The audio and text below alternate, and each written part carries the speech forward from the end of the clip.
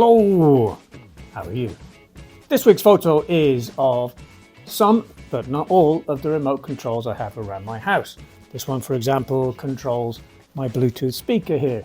This one controls the light in my study. And this gets me in and out of my car. When the remote control was invented, many people thought it was an invention of the devil because everyone would become really lazy and never get out of their armchair or off their sofa ever again. Actually, that's quite right. But nowadays, would you buy a television without a remote control? This week's topic is about being really lazy. We're going to see in this week's video lots of examples of people being ultra lazy, epically lazy. And we're going to ask the question, what's the laziest thing you have ever done? Let's get into it.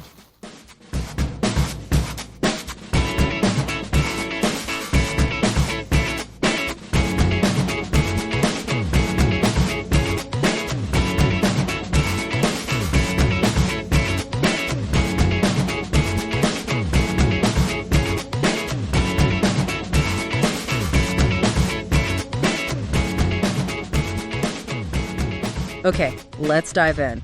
Have you ever found yourself doing something like incredibly complicated just to avoid something really simple? Oh, absolutely.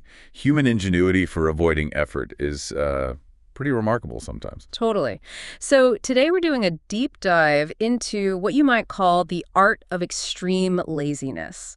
It's this fascinating corner of human behavior, often just driven by pure couldn't be botheredness. Right. That feeling we all get sometimes, just magnified. Exactly. And our source for this is great. It's a query from the Ask UK subreddit, the online forum. Mm-hmm. Yeah, I know. People were sharing their absolute peak lazy moments, the posts that kicked it all off, someone watching Netflix on their phone because the TV remote was just like slightly out of reach on the coffee table. Been there. Maybe not that extreme, but I get the principle. The sofa gravity is strong. Ah, right.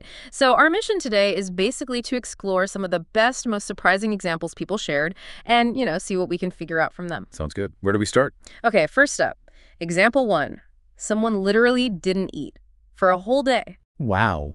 Why? Because they couldn't be bothered to go to the shop, which was just down the road. Okay, that's commitment to doing nothing. It's amazing how a small barrier like a short walk can just shut things down, even basic needs. Yeah, that friction, as you say. Yeah. It's powerful. Okay, number 2. Someone bought a film online. Right? Happens all the time. Yeah, but they bought it because they couldn't be bothered to walk upstairs to get the DVD they already owned. Ah, okay. Yeah, digital convenience enabling peak idleness. The perceived effort of stairs versus a few clicks and maybe a couple of quid. Yeah. Effort wins, or rather lack of effort wins. Exactly. Now, example 3 gets really interesting. Someone's walking their dog. Standard stuff. Gets to the end of the road, maybe, 100 meters, decides they just don't want to walk back. Okay, so what happens? Spots a bus, pays the fare for them and the dog just for one stop, back home. That's brilliant. It's like accidental efficiency, or maybe just really creative problem avoidance, spotting an opportunity to minimize the return journey. It does show a certain kind of resourcefulness, I suppose, which kind of leads into point 4. This one's pretty profound, actually. Oh, yeah. Someone gave up smoking. Okay. That's usually a positive. Hard work, though. Right. But they quit because one day they just couldn't be bothered to go to the shop to buy more cigarettes. No way. That's amazing. Laziness as a health benefit. It shows how that path of least resistance can sometimes completely accidentally lead to a huge positive change. The effort barrier is just high enough that day. Incredible, isn't it? Okay, number 5. This is more about involving others. Someone asked their partner to lift their laptop from the coffee table onto their lap. Just lift it a foot or so. Oh, come on. That's audacious. I think the best part. They admitted they were worried about what the partner might ask for in return later. See, there's a calculation there. It's not just the physical effort. It's the social cost, the potential debt incurred, tiny conveniences shaping relationships. Totally. Okay, number 6. This is long-term planning. Someone got so fed up with matching socks. Oh, I feel this one deeply. The sock monster is real. Right, so they threw out their entire sock collection, all of them. And bought loads of new pairs, but all completely identical. Genius. That's designing the problem out of existence. Eliminate the matching step forever. It's a bit extreme, maybe expensive, but I admire the commitment to reducing future effort. A masterclass, really.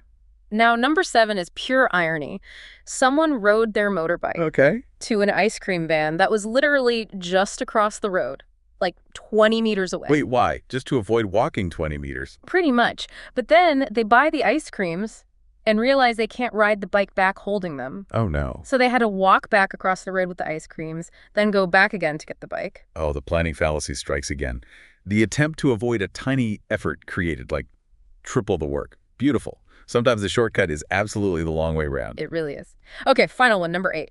Simple, elegant, enduring laziness. Lay it on me. Someone started drinking their coffee black. Okay. Lots of people drink black coffee. Yeah, but they started because they were just fed up of opening and closing the fridge door to get the milk out. Just the act of opening the fridge door. That was the tipping point. Apparently so. That tiny, repeated friction point was enough to change their lifelong coffee habit.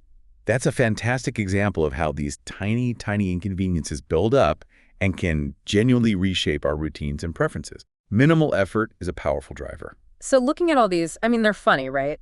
But they do show the incredible, sometimes really creative length people go to avoid what they perceive as effort. Definitely. It makes you wonder, doesn't it? Where's the line?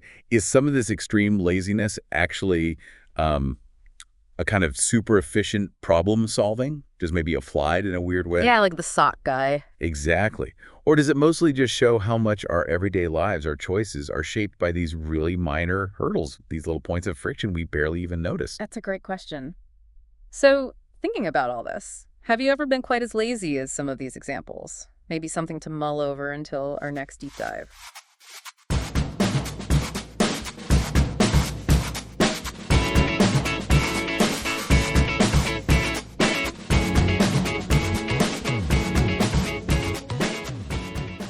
Let's chat about being lazy.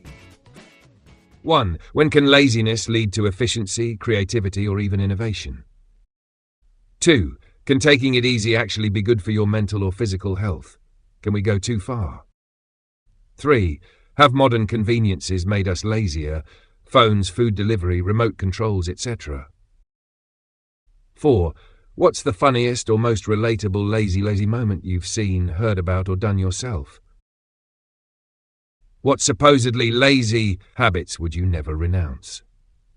Why is the alternative so bad?